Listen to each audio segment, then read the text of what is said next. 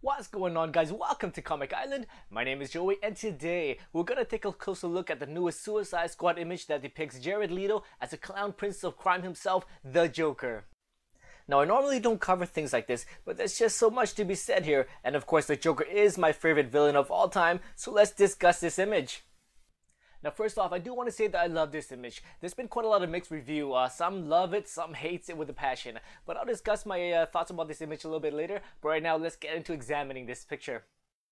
Now, the first impressions will tell us that this Joker is heavily inspired by Marilyn Manson, from the bleached skin to the eye makeup and the downright creepiness of the picture. But this is the Clown Prince of Darkness, so we gotta add some extra flair for Mr. J. Take a look at the purple latex gloves. This tells me that the Joker dyed his hair instead of the discoloration coming from the toxic bath that he was swimming in. So what about his skin color? It looks to be bleached white, which is iconic to the Joker look. We gotta have the white skin and green hair, but the green hair appears to be straight, much like Jack Nicholson's Joker. My ideal Joker would have the wavy, uncontrolled hair of Heath Ledger's Joker. This looks more menacing in my opinion. Now that we got the Joker's iconic purple, white, and green colors out of the way, let's discuss the tattoos. The word damage stamped right in the forehead doesn't leave much to the imagination. We know that the Joker is a deranged madman that has an unhealthy obsession to the Dark Knight, so I would rather not have this word on his forehead. The J under the right eye makes me think that this guy spent some time in a Mexican jail. I'm no expert in this, but from what I understand, if a gang member has a teardrop under one eye, this represents he lost a close friend? Or does it mean that he took a life? I'm not entirely sure about it, so if you know, share your thoughts in the comments below. Now let's take a look at the right hand. It's hard to see, but the popular belief is that the tattoo depicts a smile. We also got a big smile on the left arm. Another popular consensus online is that Jared Leto is paying homage to all of the past actors that played the Joker. Jack Nicholson and Heath Ledger comes to mind. Okay, on the chest we got 4 playing cards and the Jester skull tattoo. It seems like they're overdoing it with the obvious Joker tattoos on Jared's body. But what if in the Joker's mind, he drew heavy inspiration from, say, the Japanese Yakuzas? The Yakuza's tattoos are inked on to represent rank and a slew of other different things. Obviously, the Joker doesn't have as many tattoos as the standard Yakuza, so this is a stretch in my part.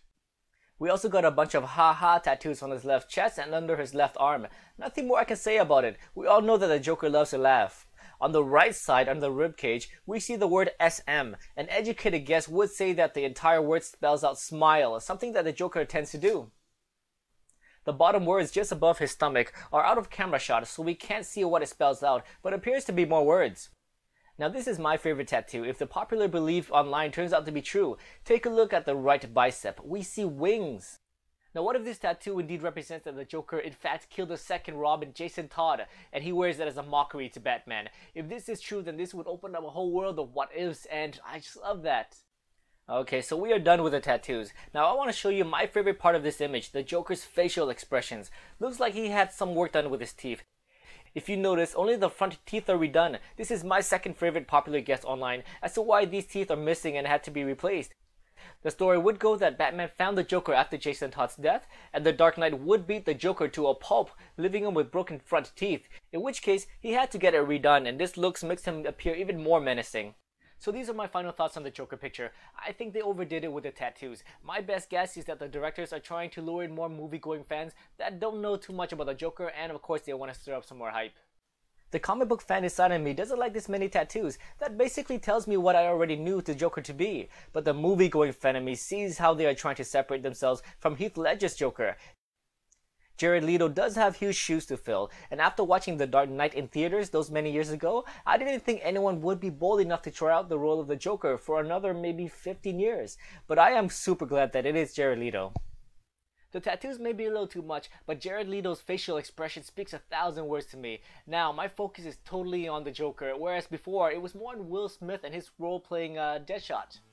Alrighty guys, so what do you think about this new image that shows Jared Leto as the Joker? Do you love it? Do you hate it with a passion? Share your thoughts down below. There's no right or wrong, it's all subjective. Thank you so much for watching, and if you enjoyed this video, please like, subscribe, and I'll see you next time in another Comic Island video.